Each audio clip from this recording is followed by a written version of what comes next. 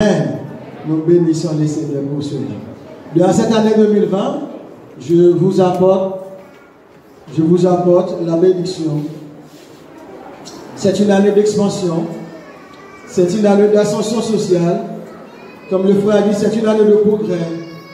Il ne faut pas, pendant cette année 2020, que vous continuez encore à avancer avec des difficultés, des problèmes, des soucis. Je veux que ce matin, que vous laissez tomber tout cela au nom de Jésus. Amen.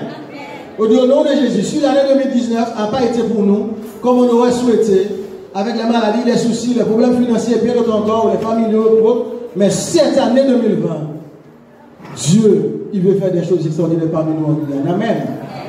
Il faut qu'on saisisse ces occasions et aussi profiter à marcher comme Dieu il l'exige. Amen. Alléluia. Donc le temps nous fait la guerre, on va essayer rapidement de partager avec vous le pain de Dieu, le pain de vie. Et je vous invite à lire ce psaume avec moi, psaume 100. Je vous invite à lire avec moi ce psaume 100. Amen. Psaume 100, psaume de louange. Poussez vers l'Éternel des cris de joie, vous tous habitants de la terre. Servez l'Éternel avec et venez avec allégresse en sa présence. Nous sommes son peuple et le troupeau.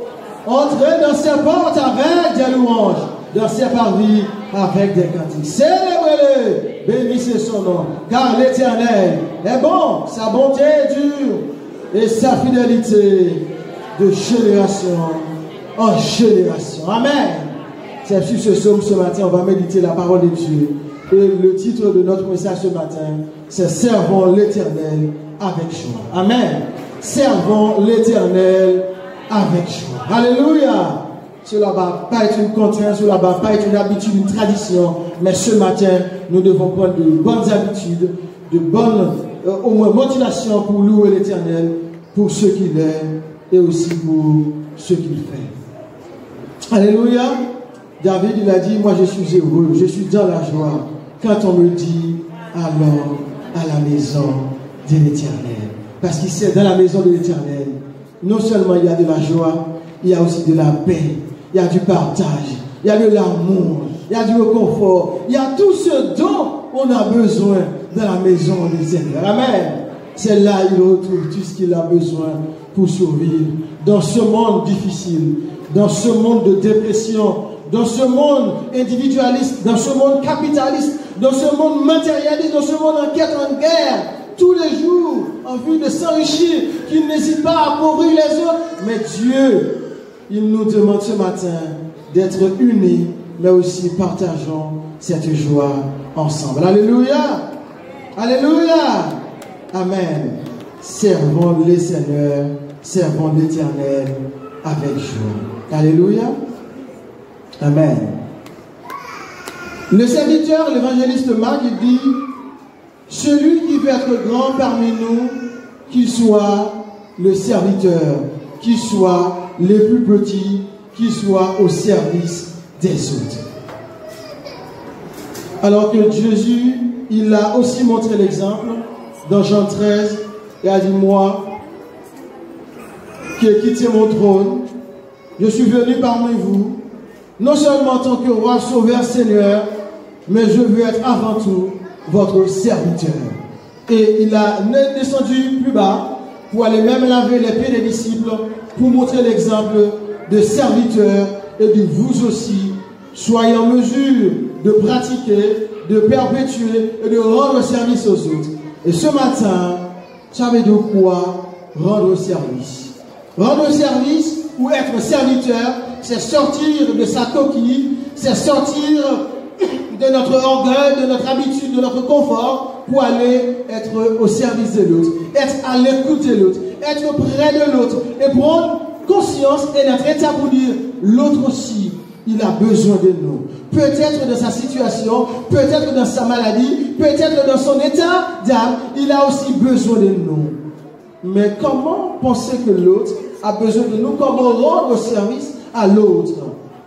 Vous savez, Jésus a dit, lorsque je reviendrai, je m'en rendrai compte à mon église, je dirais, mais tu sais, hein, j'ai été malade, mais tu n'as pas fait cas de moi, tu ne m'as pas visité. J'ai été en prison, mais tu m'as oublié. J'ai été à l'église, mais il y a quelques années, bon, mais maintenant je ne suis plus. Mais personne ne fait cas de moi, et oublie même si j'étais à l'église. Je jouais dans la musique, je chantais dans la chorale, mais aujourd'hui je ne suis plus là à cause des douleurs, de souffrance, parce que je chutais, parce que... Mais aujourd'hui, ils sont où? Et quand vont-nous faire pour les ramener à l'église? Et ce matin, Dieu nous demande d'être au service des autres, d'être le plus petit parmi les autres, et pour pouvoir aussi les aider à marcher dignement vers ce retour que l'on attend avec impatience. Quiconque, en ce matin, donne un verre d'eau à mon serviteur ne perdra pas sa récompense. J'ai dit oui, mais Seigneur, depuis combien de temps tu avais faim quand tu n'as pas donné à manger? Depuis quand tu étais nu quand tu n'as pas vêtu? Depuis quand? J'ai déjà dit oui, mais à chaque fois, tu ne l'as pas fait pour l'un des plus petits parmi nous. C'est aussi à moi que tu n'as pas rendu service. Aujourd'hui, on se dit, on est servant du Seigneur, on est serviteur du Seigneur, mais parmi nous sommes là avec notre posture, notre confort, notre zone. Je suis le pasteur, je suis le ministre, je suis la femme du pasteur, le musicien, le responsable. Mais en dépit de tout, parmi nous, au milieu de nous, il y en a beaucoup qui avons besoin de nous. Vous savez, il y en a beaucoup aujourd'hui qui viennent à Christ par rapport à notre comportement, notre manière de faire. Il ne suffit pas de venir de chanter, de prêcher, de louer, et après on se barre, on se casse. Il y a aussi autour de nous, parmi nous, beaucoup qui ont envie d'entendre de notre part comment a été la semaine. Il y a aussi parmi nous combien de jeunes filles, de jeunes hommes, combien de messieurs, de dames qui attendent simplement un coup de fil de votre part. Oui, pas parce qu'elle n'est pas venue dimanche, pas parce qu'elle est malade, mais pour dire, tu sais, tu es parmi nous. Ta présence parmi nous nous a marqués. Parce que tu as chanté, j'ai été béni. Mais tu sais, quand tu n'es pas là, ta place est restée là, c'est vide. Il faut que tu sois là, parce qu'ensemble, on pourra faire de grandes choses. Je bénis ce matin le Seigneur, quand la femme du pasteur a dit, oh frère Michael, l'année dernière tu étais parmi nous, mais cette année encore tu es là, ça nous a réjouis. Amen. C'est ce qu'on a envie d'entendre ce matin. Regarde notre soeur, ce matin qui a chanté. Il a fait beaucoup de points. Vous savez, il y a beaucoup parmi nous qui ont oublié le créole là.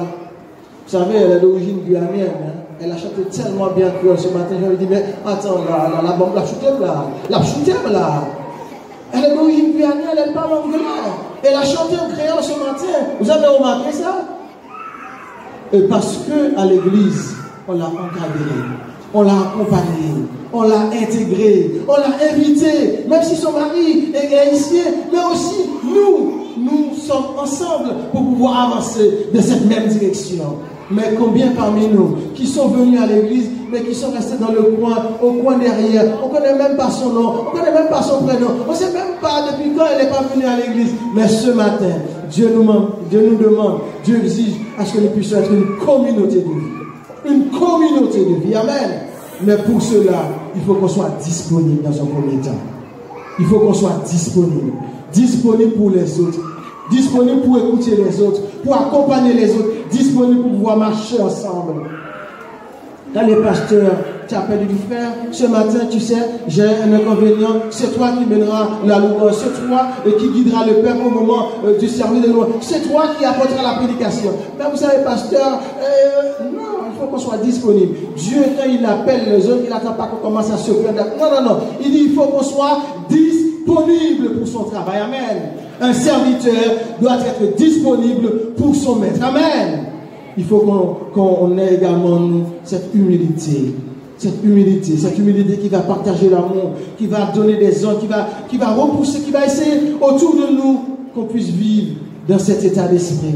Aujourd'hui, servir l'Éternel avec joie, c'est aussi se donner, s'abandonner complètement, totalement, livrer totalement à Christ. Et ne pas, oui, je suis chrétien, je chante à l'église, mais ma poche non. Mon travail, non. Mon argent, non. Non. Non, si vous avez quelques contraintes, si vous avez quelques menus, quelques difficultés, vous n'êtes pas encore libre pour louer l'Éternel, vous n'avez pas encore cette joie en vous pour adorer Dieu, pour louer Dieu, chanter, être au service de Dieu et servir Dieu avec joie. Il faut qu'on soit totalement à lui. Amen. Rappelez-vous, nous sommes des économes, nous sommes des gérants, nous sommes des serviteurs de Dieu. Si aujourd'hui, Dieu t'enlève la santé, qu'est-ce que tu pourras faire de ton travail? Rien, rien. Tu ne pourras pas le travailler. Tu seras cloué au lit, tu seras cloué à l'hôpital, tu seras abonné.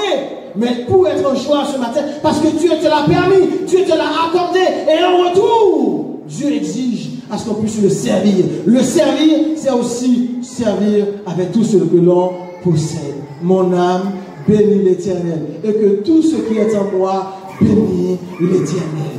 Tout ce que j'ai, tout ce que je possède, tout ce qui m'appartient doit être au service de Dieu. Mes enfants, ma voiture, mon travail, mon argent, tout ce que j'ai doit être au service de Dieu. Et en retour, vous savez ce que Dieu va dire?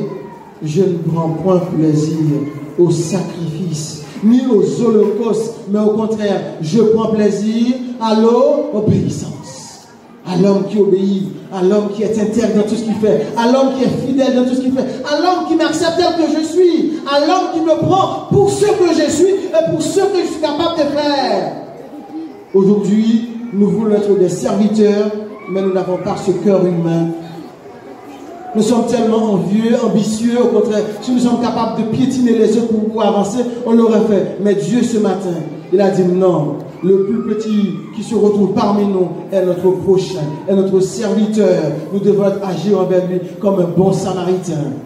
Il vient d'arriver, il n'a pas de papier, il n'est pas encore intégré, il n'a pas encore de travail. Autour de nous, il ne devait pas y avoir des inégalités. Dans Actes des Apôtres, au chapitre 4, on nous dit, après le jour de la Pentecôte, lorsque l'Esprit Saint était descendu par effusion pour bénir le peuple de Dieu, il y en a beaucoup qui n'avaient pas compris. Ils se demandent, mais ils sont des fous, qu'est-ce qui les arrive là? Et autour, quand on arrive à partir du verset 32 jusqu'au verset 47, il est dit, ceux qui possédaient, ils vendaient leurs biens, ils venaient au temple et partageaient ensemble. Ils rompaient le pain. Et au milieu d'eux, il y avait une joie, il y avait une communauté. Ils vivaient en abondance. Autour d'eux, on ne connaissait jamais celui qui ne possède pas, celui qui a, celui qui n'a pas. Parce qu'autour d'eux, ils vivaient dans cette communion fraternelle. L'Église a besoin de cet état d'esprit. Pour vous retrouver et expérimenter cette situation. Mais combien parmi nous qui en souffrent à cause de notre comportement, à cause de notre regard, à cause de notre manière de faire? Si on veut que nos louanges, notre adoration puisse être exaucée et toucher le cœur de Dieu, nous devons aussi nous donner à Christ et faire ce qu'il exige de nous. Amen. Servir l'Éternel avec joie. Ce matin, on devrait poser de bonnes bases. Pour que l'Église puisse porter des fruits, il faut qu'on ait de la bonne semence, avoir du bon grain. Mais combien parmi nous, au lieu de semer de la bonne semence, de planter de bons grains, au contraire, ils sont là s'ils pouvaient, entre guillemets, empêcher à ce que l'autre puisse réussir, empêcher à ce que l'autre puisse avancer, ils l'auraient fait. Mais au contraire, parmi nous, il y en a beaucoup qui ont besoin d'un coup de pouce. Il y en a beaucoup parmi nous qui ont besoin de soutien. Non seulement on va prier pour eux, c'est nécessaire, mais aussi il faut l'encourager, il faut les encourager, il faut les porter secours. Il fait son petit commerce, mais autour de lui, oh oui, mais il vend cher, on ne va pas acheter chez lui. Mais si toi, tu n'achètes pas dans ses mains, dans son commerce, comment il pourra au moins tirer profit et bénir l'église en retour? Non, il ne pourra pas. Lui, il est architecte, lui, il est artisan, mais tu vas construire ta maison, tu ne l'appelles pas. Comment tu fais qu'il avance et en retour il vient, il dit oui, Dieu m'a béni parce que frère m'a donné du travail et en retour je bénis l'église. Vous avez entendu ce qu'ils ont dit tout à l'heure, il n'y a pas longtemps? Il nous manque encore plus de 800 € parce que nous ne sommes pas en train de bénir l'église, donc l'église est en train de commander. Non, Dieu est un Dieu riche. Dieu est un Dieu riche, il est un Dieu qui bénit.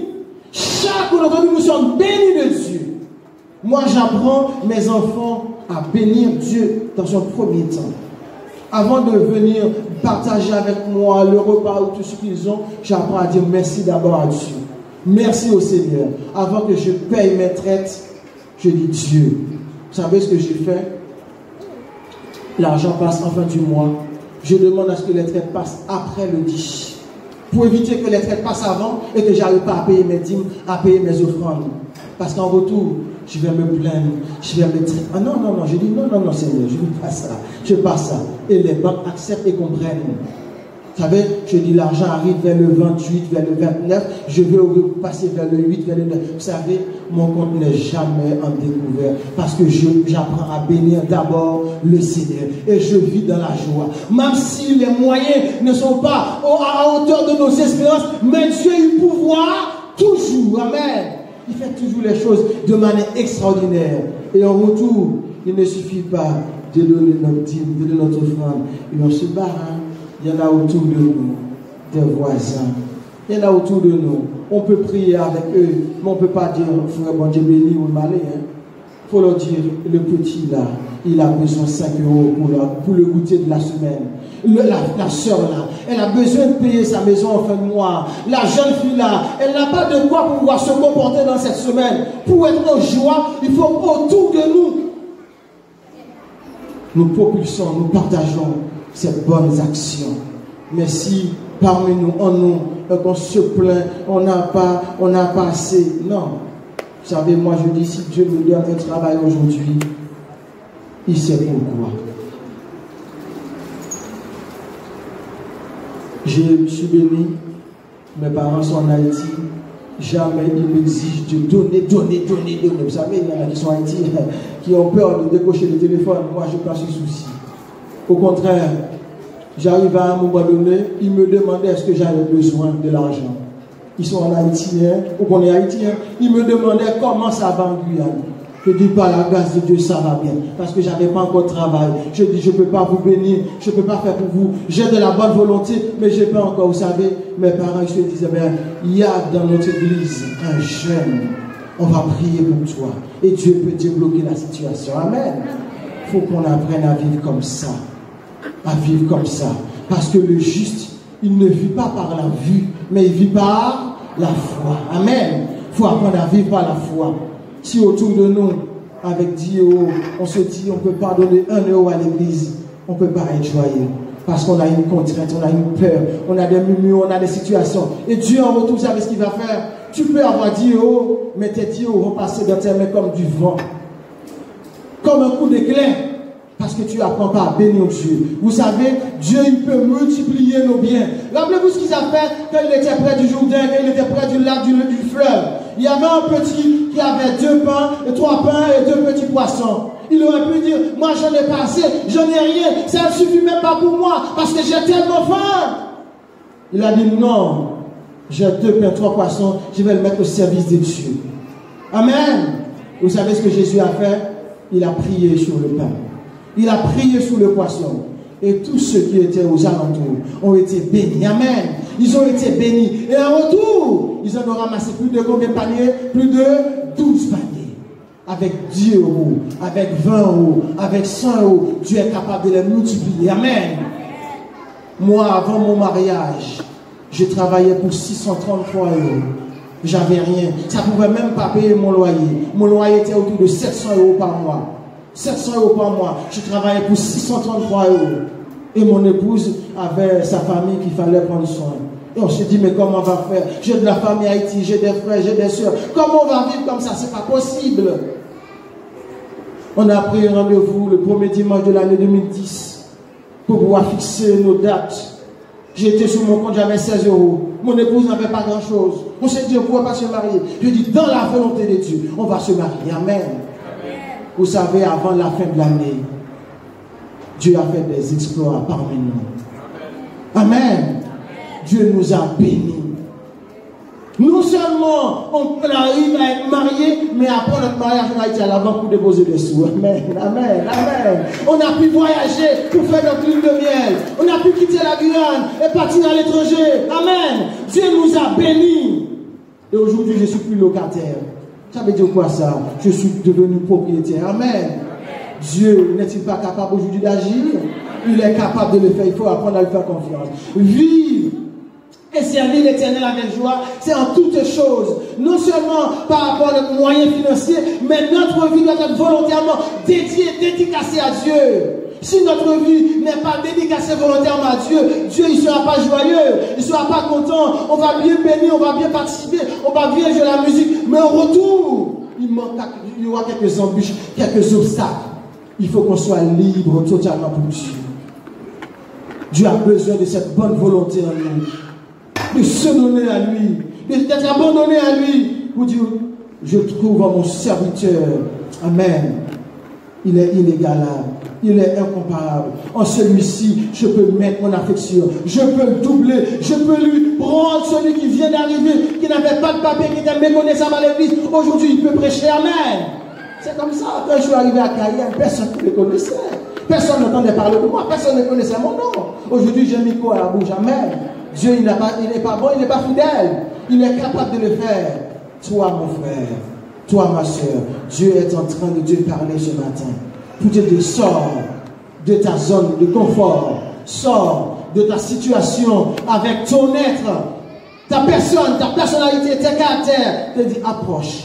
Viens auprès de moi, au pied de la croix. C'est là que je veux t'instruire. C'est là que je veux t'emmener. C'est là que je veux te donner une leçon. C'est là que je veux t'apporter dans une autre dimension pour faire de toi ce dont tu n'as jamais expérimenté.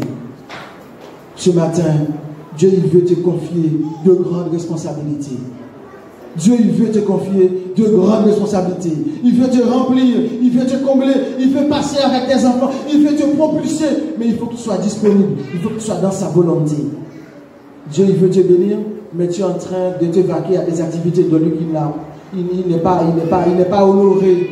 Dieu il veut te bénir, mais tu es dans un endroit, non il n'est pas béni, son nom n'est pas béni. Dieu il veut te toucher, il veut te parler, mais l'endroit où tu es, de la situation où tu es, dans l'état où tu es maintenant, il n'est pas en vie, il n'a pas la possibilité de te bénir. Il te dit sors là où tu es.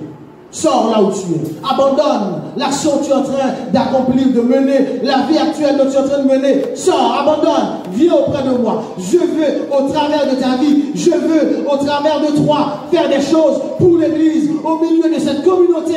Mais il faut que tu sois à mon service. Il faut que tu sois à mon service. Ce matin, Dieu, il veut te visiter. Il veut te parler. Il veut te toucher.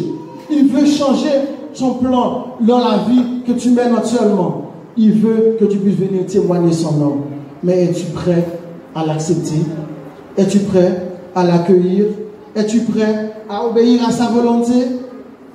Oui, ma Seigneur, vous savez, si je quitte la maison, qui va le payer? Mais si au moins le monsieur ne veut pas se marier, qu'est-ce que tu veux que je fasse? Oui, mais Seigneur, c'est lui qui paye mon abonnement internet, mon forfait. C'est lui, Seigneur, qui dépose mes enfants à l'école. C'est lui, il est tout pour moi. Mais s'il est tout pour toi, le Seigneur n'est rien pour toi. Mais tant pis pour toi alors. Tant pis pour toi alors. Ah ben Dieu veut, il veut être tout pour toi. Amen. Et quand Dieu est tout pour toi, je peux te dire en réalité, les choses sont en mesure d'améliorer, de changer. Toi-même, tu seras étonné. Amen. C'est ce qu'il veut faire ce matin. Il veut que son Église puisse avancer, progresser, faire des exploits. Et autour de nous, pour que non seulement à Pascaline, à Jean-François, à Bonhomme, mais la Guyane entièrement, aux Antilles, au quartier général aux États-Unis, en Afrique, qu'on entende parler d'un peuple qui est béni de Dieu. Parce que lorsque l'Église est bénie, les Antilles sont bénies. Lorsque les Antilles sont bénies, le champ caribéen est béni. Lorsque le champ caribéen est béni, le quartier général est béni. L'Église du Nazaréen en général est bénie. Le monde est béni. On a envie aujourd'hui d'aider Porto Rico. Mais si on n'a pas les moyens, comment peut-on faire? On a envie de porter notre soutien à Haïti, mais on n'a pas les moyens. Qu'est-ce qu'on peut faire?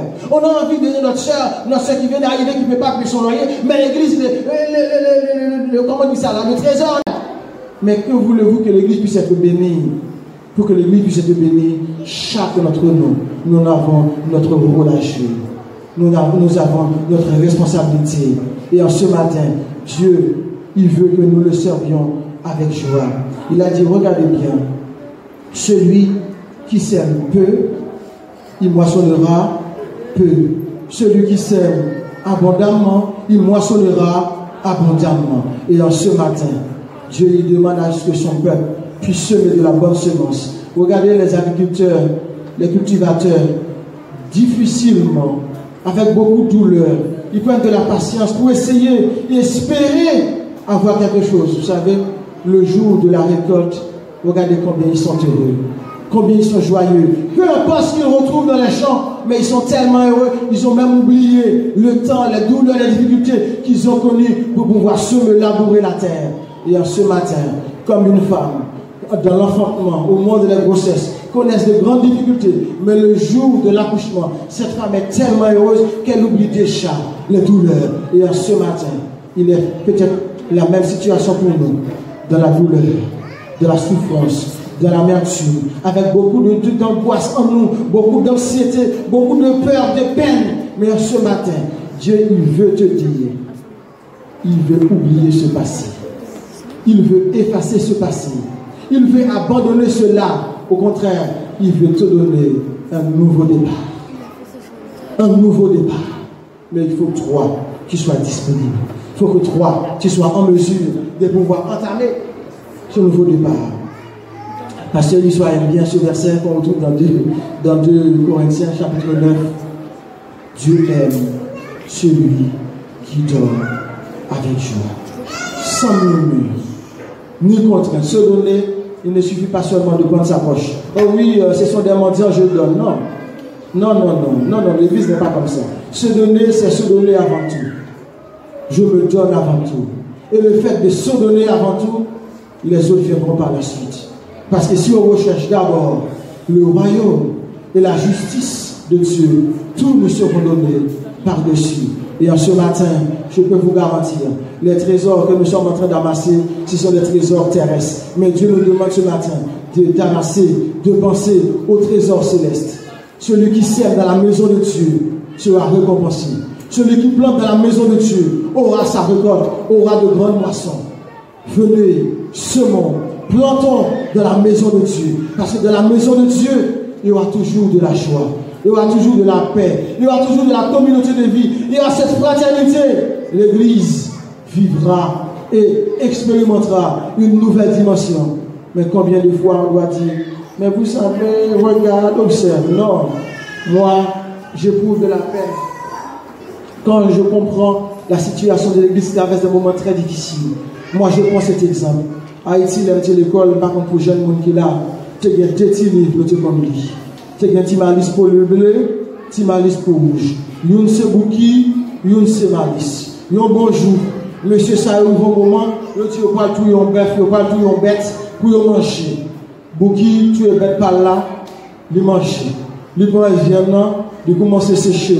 Il va pas sécher, il faut un gros tout, il met viande par là. Il serre, il peigne, il règle, il dit affaires pour les ingrats. Tu malice même, avant tout le viande bœuf par là, il commence à tout voisinage. Ramasser les sous, ramasser sachet, ramasser choses. Je dis, c'est mon pas que le bœuf par là. Si nous tuons les autres là, nous tous va manger. Demain, si Jacques tué, nous tous va joindre. Si Pierre tué, nous tous va joindre. Si Paul tué, nous tous va joindre. Je dis, Timalis, pas jamais manquer viande, pas jamais manquer manger. Je dis, pour qui vivent un moment, sous 4e jour, 5e jour, viennent commencer à pourrir, viennent commencer à sentir. Pour qui commence à raser, pour qui commence à plaindre. Et bien maintenant, Dieu appelle l'Église à être intelligent, à commencer à vivre en communauté. Si nous sommes en communauté, expérimentons la joie de vivre en communauté. Notre communauté doit être notre priorité parce que nous sommes le peuple de Dieu. Si nous sommes le peuple de Dieu, l'édifice de Dieu, l'Église n'a pas à se dire, on a besoin de sous, on a besoin de visiter notre soeur, on a besoin de payer la maison de notre soeur. L'Église est en mesure de prendre soin de siens. Amen. Et en ce matin, nous devons expérimenter cette situation pour dire, longtemps, je ne l'avais pas compris. Il y a 1 an, je ne l'ai jamais vu. À chaque fois que j'ai touché, l'argent est parti sans que je sache. Oui, on a de l'argent, hein. Tous les mois, j'ai mes fiches de paye, mais on n'a rien. On n'a rien. Vous savez, c'est parce que vous n'avez pas parce que vous n'avez pas géré. Hein. Vous avez géré parce que vous avez payé, vous avez été au restaurant, vous avez un abonnement internet, vous arrivez à payer. Vous êtes un bon gérant. Mais pour être un gérant efficace, demandez de l'aide à Dieu. Demandez conseil à Dieu. Vous savez, demander conseil à Dieu, c'est de dire Dieu, je veux avant tout être ton serviteur. Et si je suis ton serviteur, apprends-moi à faire ta volonté. Amen. Frères et sœurs, ce matin, on va terminer là. Même chose que je vous demande. Prier, c'est extrêmement nécessaire. On prie Dieu pour ce qu'il est. Jésus est arrivé dans le temple. Il a rencontré des frères et sœurs qui étaient en train de contribuer. Il a regardé les Lévites. Il a regardé ceux qui avaient des responsabilités. Il y en a beaucoup qui donnaient. Il y en a une pauvre veuve. Une pauvre veuve. Et la veuve est arrivée un peu inquiet, un peu rancard pour dire, mais j'ai pas beaucoup, comment ils vont me prendre, etc. Et la pauvre arrive tout doucement, fermer sa main doucement pour déposer sa pièce dans le tronc. Et les autres qui arrivaient avec leurs enveloppes comme ça, avec leurs billets comme ça. Jésus a dit, cette pauvre veuve a donné plus que, parce qu'elle a donné tout ce qu'elle possède. Elle a donné du plus profond d'elle. Elle a donné dans ma volonté. Amen. Ce matin, donner petit ne veut pas dire vous n'avez pas contribué. Pas parce qu'on va dire celui qui est là-haut, il a donné plus que toi. Non. Tu donnes à mesure que tu en as. Comme Pasteur Yeshua a dit, fourmi en bas, madame, sur mes emails. Amen. Mes emails. Ça, vous gagnez. Partagez le Seigneur. Et quand on fait ça pour le Seigneur, vous allez voir, en Guyane, parmi nous, Dieu, il fera de grands exploits. Si on a expérimenté le jour de la Pentecôte dans le temple, les frères et sœurs, ils ont compris, ils l'ont remarqué, ils ont dit, plus jamais, parmi nous, il y aura de pauvres. Plus jamais, parmi nous, il y aura quelqu'un qui sera dans le besoin. Parce que Dieu prendra soin de nous. Amen. Que Dieu vous bénisse en ce matin. Qu'il vous visite en ce matin. Et qu'il vous accompagne en ce matin. Qu'il nous fasse comprendre les choses dans la mesure dont il veut que nous puissions être son serviteur. Que Dieu vous bénisse en ce matin.